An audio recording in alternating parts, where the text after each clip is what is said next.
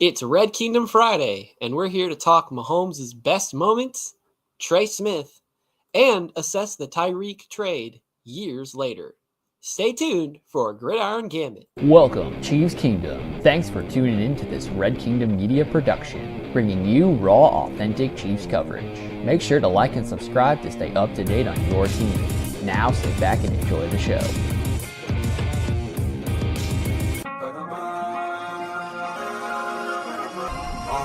Let's work. Hey. What is going on, everybody? It is a Red Kingdom Friday edition of Gridiron Gambit. We are your, at this point, recurring Friday morning hosts, Clinton and Jordan. And we've got a lot of stuff to discuss and talk about. But first and foremost, how are you doing today, my good sir? I am doing pretty good. Happy Friday, everyone. Once again, you see your boy, Jay Frey, and you got Clinton. We gonna give y'all some good Chiefs talk. Hey, I'm ready for it. Man, each and every week and show we do this. I know you talked about it yourself that I'm counting down how many Sundays there are until there's regular football. I mean, we're not even a month away from seeing at least some football. It's not there, and we're a little over a month, not a month, like a week and a couple days until the Chiefs are officially in training camp, and we're gonna have some correspondence down there, of course. But we've talked, like, the season's here. It's like every week, every show, we're catching up to that, and part of me has still felt like trapped in the 2014 into 2015 stage. Like, I'm still been in the postseason of 2024 into 2025. So my brain is still kind of slow getting into this new year approach. But the more we keep talking about it, the more it's in view. So, we got that to look forward to. But our first topic is actually going to be kind of blast from the past, as it's going to be about Mahomes' Mount Rushmore games.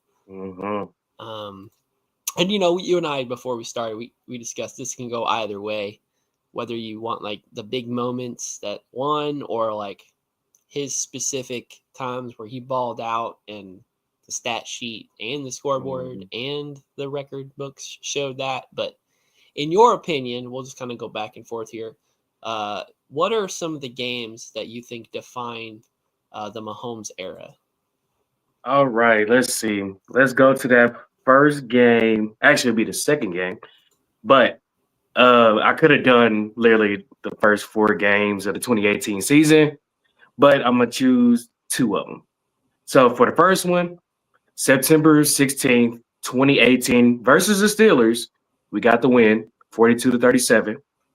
Mahomes threw 6 touchdowns and no interceptions, 326 passing yards with a QBR of 154.8. And I believe you said it. That is his second career game. Okay. Yes. Crazy. Continue. All right, for the next one, it will be his first game in 2018 versus the Chargers, 38-28, threw 4 touchdowns, no interceptions.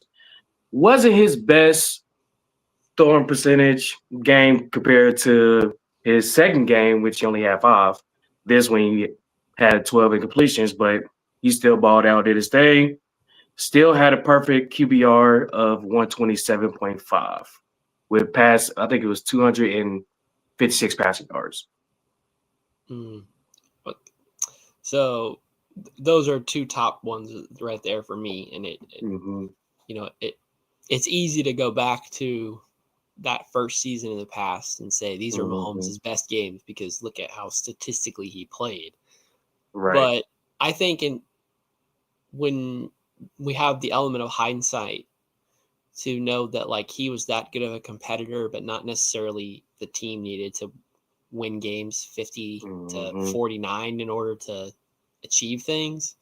That, like, first month stretch of Mahomes where we were like, he was breaking records and he had the most touchdowns and no interceptions, and was doing all these things that in college he wasn't able to do, win games consistently, perform well statistically, not throw interceptions, not be careless and turn the ball over.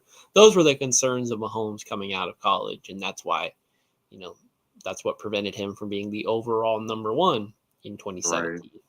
Mm-hmm. Obviously, we know a redo draft of that. He's going number one, and the Of 49ers course. are probably trying to trade the farm, trying to get number one so they can have him instead of the several quarterbacks that the 49ers did choose. And I know that you're going to shout them out here in a little bit as well for a different reason. Man, they would trade the whole city just to get Mahomes. So if we're going to keep kind of going progressively through his career, it seems like the best way to kind of go about these and kind of pick those specific moments for each time. Mm-hmm. For me, the two other moments in 2018 that stick out. Both of them, ultimately ended up in losses, but you got to see what happens with Mahomes when there's struggle around him, when not everything's going his way, when his team isn't necessarily playing their best, and he can, or even he's struggling, and then he has to make an adjustment and come back and be able to put on at least a close performance. So the first one I'll call out is the 2018 Rams game in Los Angeles. Should have been in Mexico, but Mexico did not have their field in order. Yep. And that was a 54-51 game. Mahomes, he had a lot of turnovers in that game. Lots of, fumble. I think he had like 2 or 3 fumbles and 3 interceptions. So he had almost as many turnovers as touchdowns. Yep. But you got to see the fireworks of that. You got to see like, hey, look, the Chiefs are a dominant team, whether or not, they'll be like record-wise successful, but the Chiefs are a team that like can be feared throughout the NFL. Those first couple games in 2018 kind of gave that Batman signal that, like, oh, the Chiefs have somebody to pay attention to. And then I think that Rams game kind of reinvigorated that said, oh, it doesn't matter if he's young and inexperienced. Andy Reid's not putting training wheels on him. He's going to do whatever it takes to win these games. And I think that Rams game is a really good indicator of that. And then for me, I think that, New England Patriots AFC Championship game is kind of a real indicator for me. And, much of the conversation is about the Chris Jones, hurting Tom Brady and getting the roughing the passer call and smacking his face mask, or D Ford being slightly offsides on an interception play. Like, can't talk about those because those can't go back. So you have to just how the game progressed. Right. We got to see Mahomes first thing in the playoffs. And I believe it was the Colts as our first game. Yep. And that, our first playoffs game in a long time, iced out Kansas City. Couldn't even watch the game from my own apartment. Had to go to my aunt's house to watch that playoff game. And the Chiefs were not going to fall in the playoffs to the Colts like every other year. They were successful. And that was a real team effort. But you saw Mahomes use his legs for that game.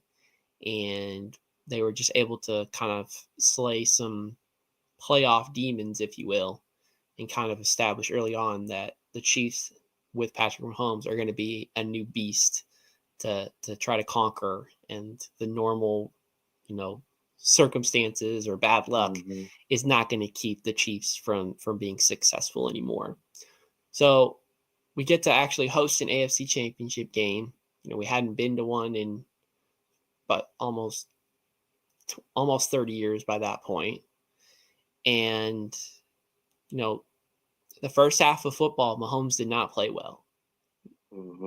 That first half against the Patriots, they whooped us. They put us in a hole. And, ultimately they weren't able to pull themselves completely out of it. They were darn close. And it was kind of the flash forward, I guess, not really backward, but flash forward and to say, hey, these are what is to come. and that Mahomes, once he figures everything out, once he learns he doesn't have to do everything, this team will be way more successful, and they're going to have a way better playoff approach going forward. Mm-hmm. Now that Mahomes has kind of got those jittered out, he let Tom Brady get the best of him once. Say what you will about that, but that was Bill Belichick's defense still being at its peak against a 1 year into it Mahomes. So Mahomes had to struggle with it. And, on the bright side, he struggled for 2 quarters, and we saw him be just absolutely dominant for those last 2. Yeah. So, if Mahomes can put it together for the 2019 season and going forward, gee whiz, the Chiefs could be the best team in NFL history or almost close. And look at that. That's almost exactly what happened. So we rounded out 2018. I assume you got some 2019 games you want to shout out. Oh, yeah, 2019, 2020.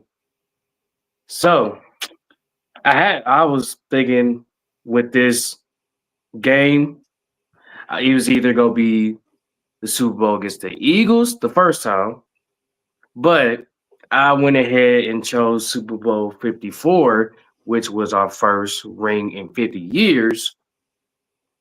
I could say Mahomes, of course, didn't have the best game. He had 2 touchdowns, 2 interceptions, but that was the definition of him putting that team on his back. Even though we was down, in which that whole playoff series, the whole playoffs, we was down a lot, which that'll bring up another game coming up. But that showed that Mahomes could put his team on his back. Definitely, he had all the Super Bowl jitters and everything. Wasn't going well in the start, but hey, I'm not mad at it. And that Super Bowl showed, if I remember the play, is it Wasp? No. Is it? No, I'm trying to remember the play call that he did. I'm getting a blur. But this showed that, hey, Patrick Mahomes is about his game. Like, hey, it don't matter if he comes back from it. If we're down, hey, we're down. Hey, pick it up. Let's go. We could do this, y'all. Ain't nothing wrong. We only down this much. We could come back. It just takes one play at a time, which it showed. It was a great overall team win. 286 passing yards. Not too bad for his first Super Bowl. And shout out to Damian Williams. He had a hell of a game in the rushing game. And I go ahead and choose that one for the third one. The really good options. I mean, the fact that we can have conversations and arguments about which Super Bowl is Mahomes' best, it is a phenomenal thing to be able to do with our lives. I know that you're going to want to shout out one other game in that 2019 to 20 postseason. So I'm going to steal the one that I know you're not talking about, because it is the one that means, honestly, the most to me personally. And that's the versus Tennessee Titans AFC Championship game in Arrowhead. Getting the job done. And not only the satisfaction of winning that game, but just watching that Mahomes run going into halftime. Mahomes saying, I'm putting 7 more points on the board. There's nothing stopping this team from their destiny of a Super Bowl appearance, at least at this point in time, that I'm going to go run and get up and go 2 scores. It was so amazing to be standing screaming in Arrowhead with, a whole half of football left to go, being like, they're going to do it. They're really going to make it to the Super Bowl. I'm going to see something in my life, in my short life to that point, that I truly thought I would never get to see, or would have to wait decades to be able to experience. And we're only 30 more minutes away from that time. And then the icing on the cake was the pass to Sammy Watkins, where all of us are pointing and screaming at Sammy Watkins, wide open. Sammy, and he does it. And the euphoria that fell over Arrowhead is something that like I will treasure forever because of the energy that was transferred through each and every one of us from Mahomes touching that football in some way that impacted all of us, that has now impacted the greater Kansas City area as a whole. Is just phenomenal. It can't go understated, you know. So I'll let you call out your one other game in 2019, and we'll figure out how much more we can sit talking about Mahomes' brilliant games. Because the more you try to narrow it down, the harder that is, and the more you just want to just kind of boast on his achievements a little bit. Man. So with my final one, a lot of people thought this game was over from the start because it is the playoff game against the Texans as we were down 24-0. My God. My God. So, man, a few turnovers here and there, block punts, literally a block punt took it to the house. But that game just showed that you never give up at all. Mahomes literally had to get on people's necks and smack their helmets and get face to face to them like, hey, this game isn't over with. It's only about to be the second quarter, beginning of the second quarter. And with that Mahomes game, he did have 321 yards, 5 touchdowns with surprisingly no interceptions, but due to other turnovers and other situations that caused all that. But he brought that team back to life. After being down 24, which we ended up winning that game and ran up the score, it was 51-31. That game right there just showed that was the part of the comeback kids, as I was calling it back in the day, because literally all the games we were down and we came back and won. Super Bowl 54 came back down 10 and won. Their Super Bowl rings have that insignia on it, so they wear that as a badge of honor. Man, but yeah, the comeback kids of the 2020 postseason was crazy. But was with that game, great season because that showed like other fans, those that like came into Arrowhead. Like I saw Texans fans, and then I saw Titans fans, and then I saw every fan that came into Arrowhead so confident when their team was winning at that point to just be completely full of themselves and full of shock and pain when they found out the inevitable that Patrick Mahomes was not going to be messed with on that day, and the Chiefs were pulling rabbits out of hats. And, you know, don't get me wrong, there's still those in certain teams where they will still have some of that confidence. I mean, you still have to if you're fans of NFL teams in general, but they also know like, oh no, there's still time on the clock. There's still a Mahomes gets a possession or two. You know, there's so many games that we could just throw out there and have like a 30-second reaction to 2018 against the Ravens, the no look pass, and there's Tyreek Hill and the explosion of that game that anything was possible.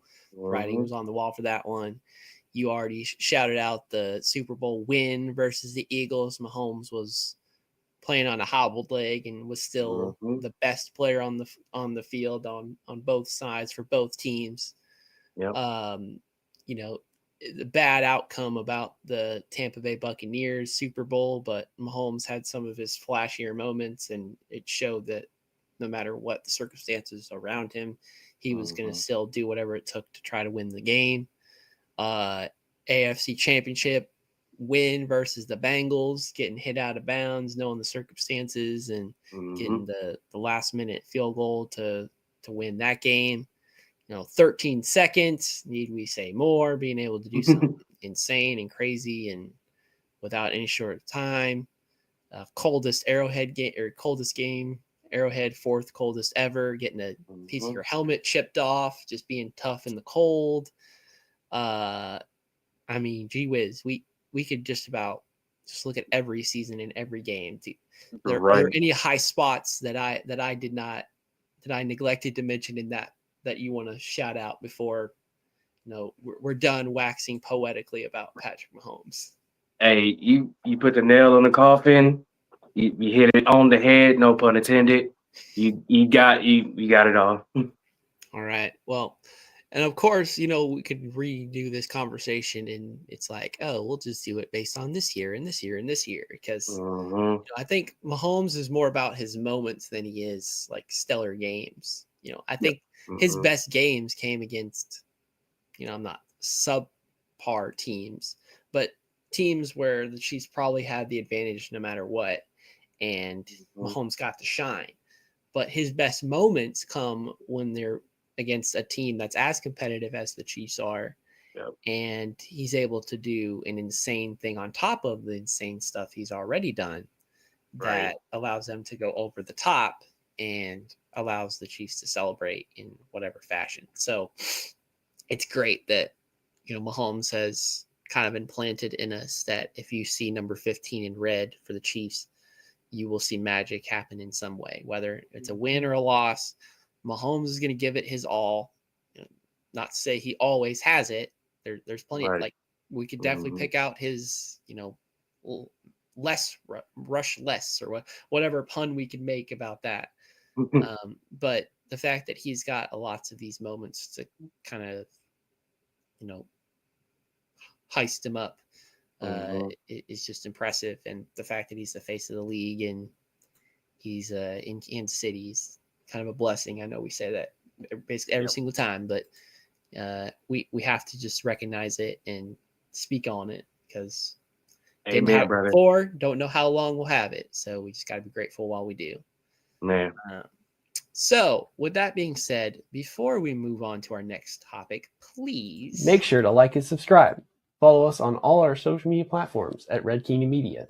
Please like and subscribe to our YouTube channel. Leave a like or comment so we can reply and interact with you and make you a part of the show. If you listen to us on Spotify, please rate us 5 stars so we can increase our reach in the playlist. Follow us and all our contributors on all the social media platforms: TikTok, Instagram, Facebook, and X. If you'd like to come on and talk Chiefs, message us so we can potentially set that up. Do you enjoy written content? Subscribe to our Substack. We have both a free and a $5 a month subscription and post on there frequently. And if you have any interest in being a contributor on the writing staff, feel free to reach out and we'll be in touch. It would help support the brand if you would purchase our merch, like the shirt that I'm wearing currently. Set up an order for one of these or 2 or 3, and this will allow us to expand our inventory options. Thanks for being a part of this channel. And if there's any partner that's listening to this interested in sponsoring the show or any other content that we produce, please reach out. Now, back to the show.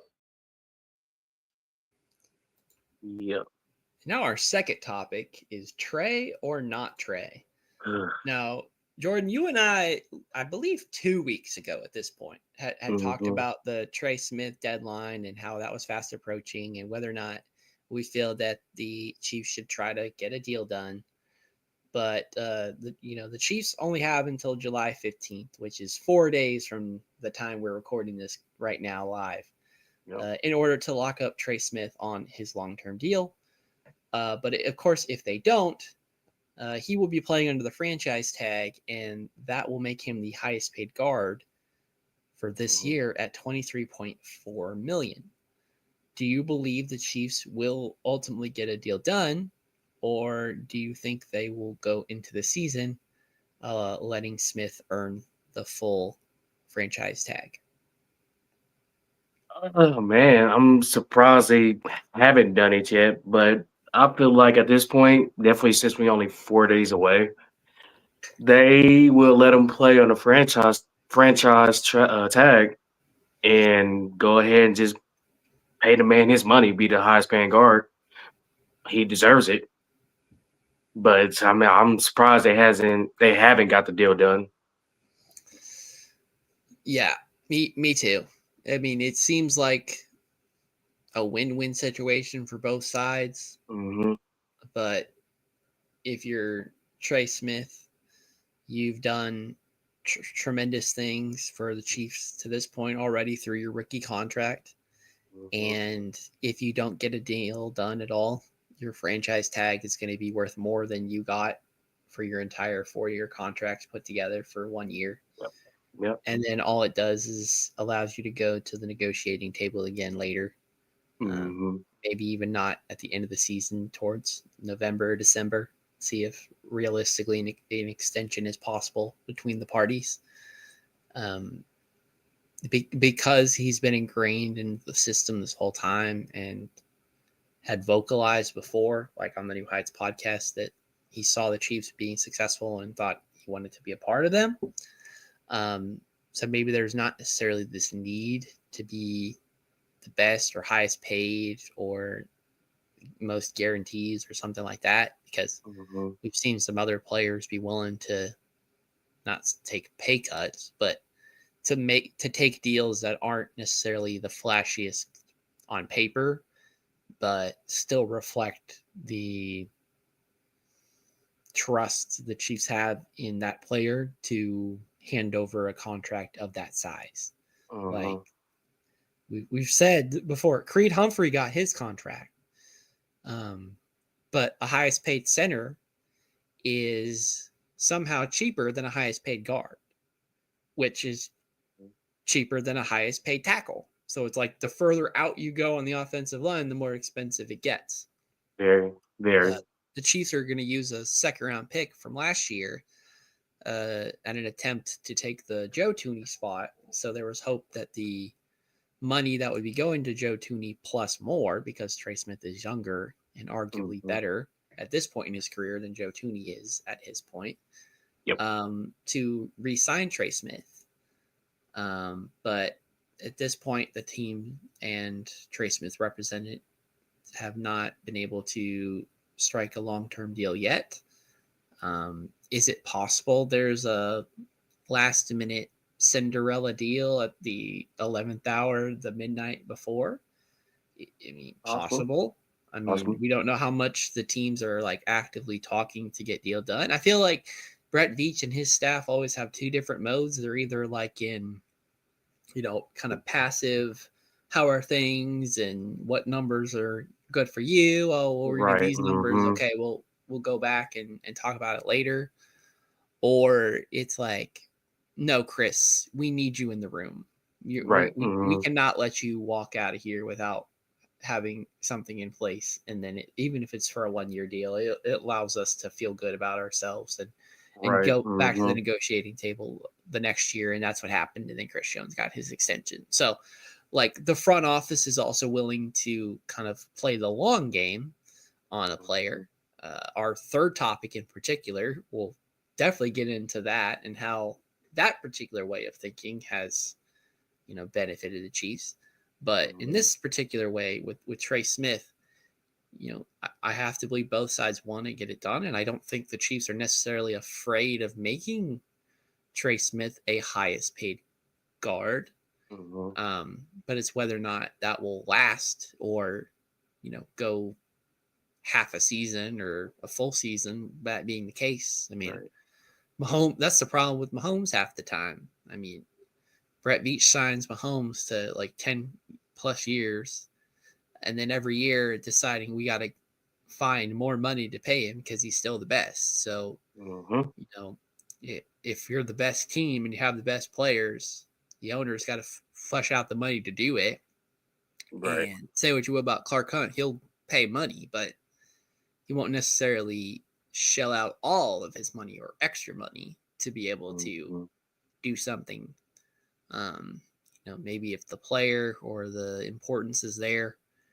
But does Clark Hunt feel like a right guard? Is that important? Is Trey Smith that good of a player and a person that the locker room doesn't want to see him go?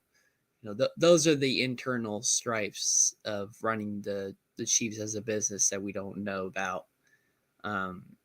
So it's like, could a deal get done at the 11th hour? It's possible. Depends on how like active they're discussing. I mean, we've heard some reports that like they are talking, and then you hear other reports that like Trey Smith is nowhere near happy with what they say. So it depends on who you read and where you get your information from.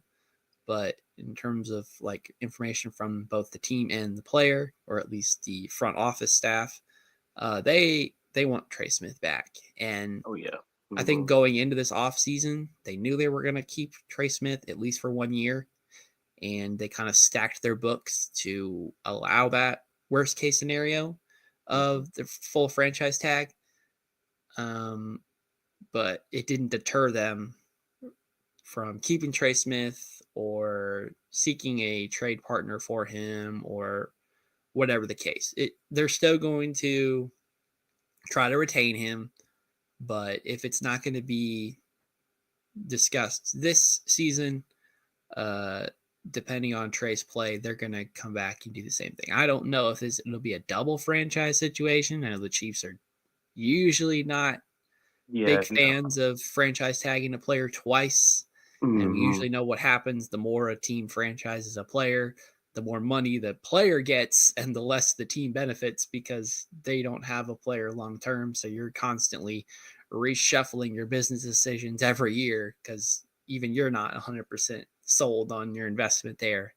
But I think the Chiefs want to invest in Trey Smith and already have throughout his rookie contract. And, if this is just a reward year to, give you more money than you've received throughout your entire contract for 1 year and discuss, how much around this same money or maybe just a little less if you can help it, you would want to make for 3 to 4 years after the franchise tag year has run its course. Oh yeah. Oh man, I would say this situation, I feel like in Trey Smith's eyes, it's a win-win. Like you said before, he's not leaving no time soon. He'll play through that franchise tag and do what he knows best. He's balling out, keep protecting Patrick Mahomes and much more. And he'll be that highest paid Vanguard. Like, there's no problem with it. They just trying to get things together. I feel like right now, Veach is in his calm, cool, collective type mode right now. He knows that Trey Smith is not going anywhere. We settling down the money and all that stuff. So right now, we good right now. So I don't see Trey Smith just leaving. Just say, oh, they ain't giving my money. Hey, I'm gone. I don't see that type of situation like a Tyreek Hill situation, which we will get to for the next topic. I don't see that type of situation and that type of issues or anything like that. Yeah, I think Trey is a more mature individual, I guess, than to allow, ill will to creep in. I mean, from all we've heard, Trey Smith is the Chiefs' number one priority this offseason right now. And, the guys discussed it on Tuesday. They would love Trent McDuffie to kind of be that conversation. But until Trey Smith is accounted for in some way, that's kind of preventing them from trying to do a McDuffie extension. So the Chiefs are a team where if they draft a player and they're really good, they want to keep you. And it's not like they're going to pay you way lesser value. They're going to try to fit right in the spot that they need to be. You may come out as being the most highest paid at your position, but not for long. And you have to be okay with that. Right. And not just go to the negotiation table and say, hey, I'm supposed to be the highest paid and I'm only the third highest paid. And you need to make up the difference right now and pay me accordingly. I don't think Trey Smith is that type of person. And he doesn't seem bitter. He's going around media and stuff like that, just being a regular guy. And I think that's the best thing for him and the best thing for the Chiefs is like re-sign players that are just good human beings, good dudes. And I think Trey Smith has done that. He's putting himself more out in the public eye and the media coverage. So that way he's more of a name than just being a Kansas City Chiefs player. Oh, yeah. And of course that will add to Trey Smith's value. And the fact that the Chiefs could franchise tag him and keep him in their organization for at least another year is big, because we definitely heard reports that, Trey Smith could have been a $25 million or more a year player somewhere else for several years, no matter what. The Bears would want him. The Panthers might want him. Like, just any team that's got a lot of money and not doing a lot of winning. They would want Trey Smith right now to kind of shore up a spot and be like, you bring championship contending to our roster with your presence. So what does your attitude and work ethic say? And can you inflict that onto our team and make us as competitive as what you were used to? I think Trey Smith has that ability, and that's why the Chiefs wanted to make sure he does not leave their organization, at least for 2025. And I think as long as the team is successful, and barring Trey Smith having any injuries, because he's been, basically peak perfect health the entire time he's been here, we're in for at least another good year of pancake and Trey Smith. But I think both sides would want at least to run that back, another rookie contract or two, just because, the media coverage, the relationship with Creed Humphrey, all that stuff. Trey Smith is a good dude on and off the field. The Chiefs like to retain good dudes. So I think it's a matter of when. I think there's no if involved. The Chiefs and Trey Smith will try to work out a deal. And it's like, unless someone super offends, it should feel like almost a done deal, just not over the next 4 days. Like I said, maybe I'm putting some good energy out there. Clark Hunt's checkbook opens a little wider than it did yesterday. And, Trey Smith gets a little extra sprinkled on top.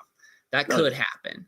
But I feel like if Trey Smith just goes out and is as dominant of a guard in both the passing game and run blocking as he's been, then the Chiefs will realize they made a mistake and not got him done a year earlier and just shell out the big bucks to keep him.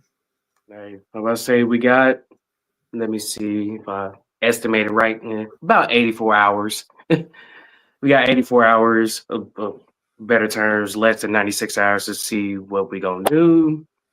Right now, I feel like we not having heart attacks right now, so we lay low, trying to get the numbers right, see how things go. And right now, I see it as in a win for us, and a win for Trey Smith. It doesn't seem like the same way that like Chris Jones's franchise tag was like, where Trey Smith doesn't seem like the type of player to just sit out for that particular reason. When Chris sit Jones out for a game or two. Knew it was serious. Like we said, okay, this means more to him than we thought it did. I think, taking care of your family and financial gains is important for everybody, for sure. Right. But for Trey Smith, I just don't think that's like at the top of his list. Like, if Trey Smith went to the Jets, I don't think he would be happy, because he wants to be on successful teams and he wants to inflict his will on opposing defenses and feel like he's doing his part. And, you could argue he feels like a cog in a machine here, but he's a really good cog that the Chiefs trusted very early on and has basically just assumed to be there ever since. And I think the best compliment you could have with Andy Reid is like reliability, sustainability, and just never leaving the field and doing your job and being really good at it. So, and if you're an offensive lineman, that can get you a decade or more in the NFL if you can play it right. And I feel like that's Trey Smith's idea. He's going for the long game, not necessarily the short, quick hunt like our third topic will be, which I'm going to transition into because I felt like that was too good to pass up. It is the Tyreek trade verdict. Okay. So in 2022, the Chiefs traded Tyreek Hill to the Miami Dolphins for 5 draft picks, which included a first and a second rounder. It was a bold move. But those picks ultimately turned into All-Pro Trent McDuffie, Skyy Moore, and it helped create cap space to re-sign Chris Jones and add weapons like Rashee Rice, Marquise Brown, and Xavier Worthy. Hill has been electric in Miami with 2 All-Pro seasons, but he has had no playoff success. So looking back, did the Chiefs win the Tyreek Hill trade? Let me think. Yeah, of course. We definitely won that with, as we see now till this day and going back, we've won Super Bowls without Tyreek Hill. We've had a little bit more success without Tyreek Hill. Yes, it would have been good to see him still a part of it and still winning championships with us. But of course, money talks and no state taxes and all that. So I'm not mad at him that he took the money just to make sure he provides for his family and endeavors. But hey, I'm not mad at you. But as y'all see, we had more success without him. And look who we got. Trent McDuffie, Worthy, Rice, and much, much more. Like, we didn't build off so much while letting off one person, which is crazy. Letting go of one person just to get 10 to 15 more great people is crazy. And of course we won that verdict. So I'm not mad at it. The success is all the success that we have in this just lovely off of one person. Shortest answer possible. Of course the Chiefs won the Tyreek Hill trade. I mean, the Chiefs are still winning championships, and Tyreek Hill has barely sniffed it. Now, you could switch it up and say, would the Chiefs be as successful still if they could have retained Tyreek Hill at a price that was appropriate for both sides? So we know why in 2022 that separation ultimately occurred, and the Chiefs chose to trade Tyreek Hill, get the draft picks, and then Tyreek Hill becomes the highest paid wide receiver and the $30 million, and Miami always cheats money, so it's never $30 million, blah, blah, blah, blah, blah. If the Chiefs and Tyreek Hill could have worked out a favorable deal, do you feel like the Chiefs have as much success as they do right now or had over the last 4 years if Tyreek Hill was on the roster? Yeah, we would still have great success. And we would still, I could say, still have those Super Bowl wins and all that. I feel like we would still have weapons on the wide receiver core for sure, but not as many as we gotten. I could say that. It's possible, for sure, thanks to the Bills. We still would have had Worthy with Tyreek Hill. That would have been nice. Possible we still could have got Rice on the squad. Now I could say it's possible if we did have Tyreek Hill, I could say we wouldn't have got like D-Hop or Hollywood Brown.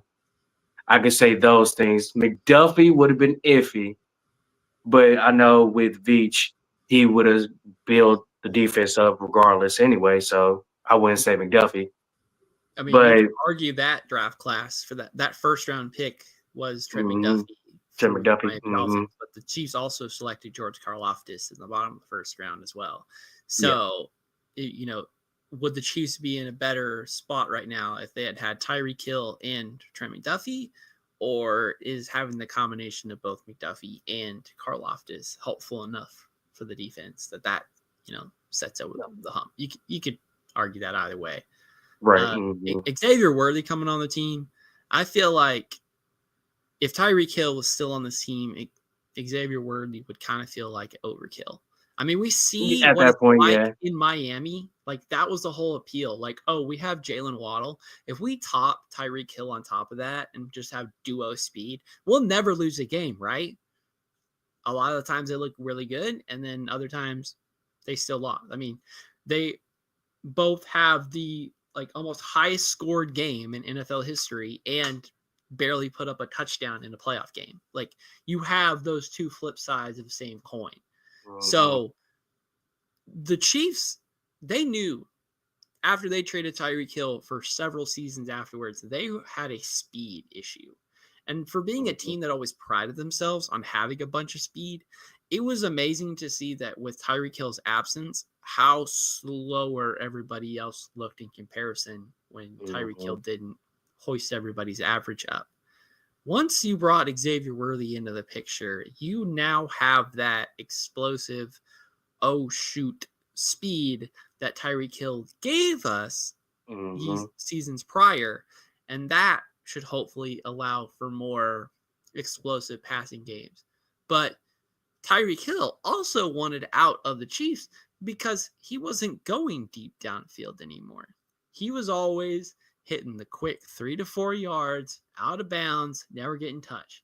But he was racking up tons of receptions, setting like Chiefs records for receptions in a season. So those targets would have still been here if Tyreek Hill wanted them, but he wanted the more the money than he did the stat sheets and the championships.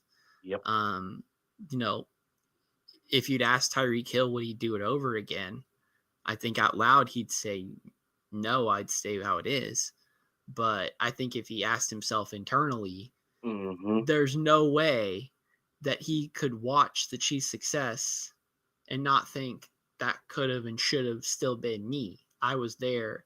And even when the Chiefs struggled or in certain games or the Super Bowls, it's like, oh, if I was there, I could have made the difference. I could have pushed the team over the top or whatever. So, like, if Tyreek doesn't have any, like, not bitterness is the wrong word, but like second thoughts about this trade, I don't know how he can be honest with himself unless championships are truly not what drives Tyreek Hill in the NFL. And I think that's an honest thing that needs to be said.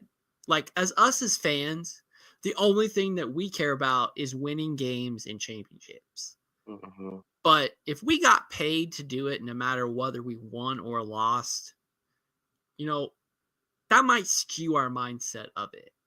Not to say that we wouldn't still try hard to win, or that the losses wouldn't like hurt twice as much because we're involved in the process. But to know that there are other things on top of winning a championship, that has a lot to do with it. So you got to do what's best for yourself and everybody and your family. And that may not necessarily be stay in a spot and win pretty rings on your fingers. But if you're just stating things for what it takes for NFL records and Hall of Fame statuses and the accolades of the NFL, Super Bowls are usually where a lot of people start. And then if it's not, then it's, oh, you were a great player, but you never got to win a Super Bowl. We feel sorry for you. Like, that's probably what stings the most, is that Tyreek Hill had it, chose the greener grass on the other side, then look back and realize, oh, the sprinklers weren't on, and the Chiefs are just as bountiful and fruitful as they were right before I left. So, you know, we're dancing around it. This was the quickest 30-second answer. Yes, the Chiefs won the Tyreek Hill trade by a landslide. Not even close. I'm glad Tyreek Hill is the best player on a staggering team. That's good for him. He wants that Kyrie Irving approach. But, you know, Kyrie Irving is going to be remembered for the championships he won with LeBron, not for what he's doing by himself. Elsewhere. That's just how it is. Yep. Shout out Dre in the chat. Tyreek blames his agent. What up? He told Drew to get him more money, but not traded. He didn't like his usage, so it was a little bit of both. Not mad and wanted his money. I do wish he was number 10, but as the thumbnail shows, that is Isaiah Pacheco's number now, son. The Chiefs are not going to hold on to you and glorify what you did in the past if you're not going to want to stay here for the long term. So that number 10 quickly changed possessions from one speedy player to another. And now number 10 is no longer immediately associated to Tyreek Hill. The real ones will still say it, but Right. If you're asking young Chiefs fans who's number 10, it's not Tyreek Hill. And I mean, some of us older ones, we're still saying Trent Green. So you know what I mean? Oh Lord. So like, it depends on where you are on the timeline of fandom there. But anything else you want to talk about Tyreek Hill? Because I know Dre, he should be on here. He talk an hour straight just about Tyreek Hill and oh yeah, of what course. he would mean to be brought back or if he never left. The what if situations. I feel like we could just have 1 or 2 shows every single week about if X thing did not happen, and just talking about all the million what if scenarios and the butterfly effect that does. Man. That might be something to consider in the future. Yeah. Oh yeah, most definitely. Yeah. But shout out to Dre. Depends on if McDuffie is extended or traded. I know you miss Tyreek. I do not see Trent McDuffie being a trade candidate for the Chiefs. The fact that we drafted a first-round cornerback is something that Brett Veach had never done. If Brett Veach does something for the first time, he's never done it. It means he's so confident in that decision that he's going to be married to that. And unless McDuffie just fell off a cliff, we'd let him go. But there's no way that the Chiefs are letting Trent McDuffie walk out of the building. Just like they're not going to let Trey Smith walk 100% out of the building. They're in communication. Any good player that Brett Veach picks, they want to bring him back. Dre, I know you've said that take, so I'm repeating it, and I'm quoting you on that one. You're not wrong. If Brett Veach makes a decision, he's like, I love my decisions. I think I'm confident in my decision. I'm going to keep going, and I'm going to try to extend it for longer. But, man, imagine Tyreek Hill with Rashee Rice. I think the Rashee Rice pick is for sure, like a combination of Rashee and Tyreek Hill, the lightning and thunder approach. And Travis Kelce still being a fiend over the middle. Like, I don't know how you were defending that. And then the Chiefs consistently have running backs out of the backfield to catch an out pass if every other thing is covered. Like, yeah, this team would have had 8,000 yards of offense or something if Tyreek Hill with the offensive weapons the Chiefs still have.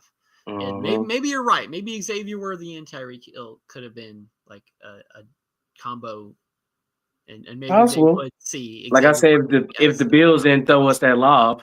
I mean, but Buffalo's been helping the Chiefs out for about as long many as years. You can remember, 2017 and on.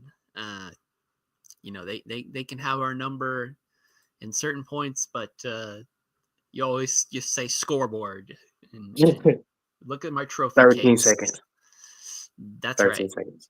All right. If we're in the Buffalo trash talk, that probably means we have officially made it to the end of this episode. Thank you all for joining this for this edition of Gridiron Gambit. Please like and subscribe to our YouTube channel. Please follow myself, Jordan, the channel, the actual Red Kingdom media, social media account, and every other contributor on our platforms. We appreciate your dedication. And if you got feedback for us, either individual or for the show, make sure to make sure to comment. We love to interact with you. We love to bring your chats up and discuss that and make you a part of the show. Half of this network is about just finding people in Chiefs Kingdom that just want to talk and be on and finding their little niche and letting them kind of grow and do what they always wish they wanted to do. So if that sounds like you, maybe send us a message, subscribe to us, say you found us and you'd like to be a part of us in some way. Somebody will definitely reach out to you because we're all about love and support here on this channel. But that is all we have for this edition of Gridiron Gambit. Hope you all enjoy the rest of your Friday. If you're listening to us after the fact, enjoy your weekend. Get ready for another good week of Chiefs talk and the NFL slowly approaching. And with that, as always, go Chiefs. Thanks for checking out this update straight from the heart of Chiefs Kingdom. We appreciate your passion, so please leave a like and follow us wherever you tune in from. See you next tailgate, your trusted source for all things Chiefs, Red Kingdom Media.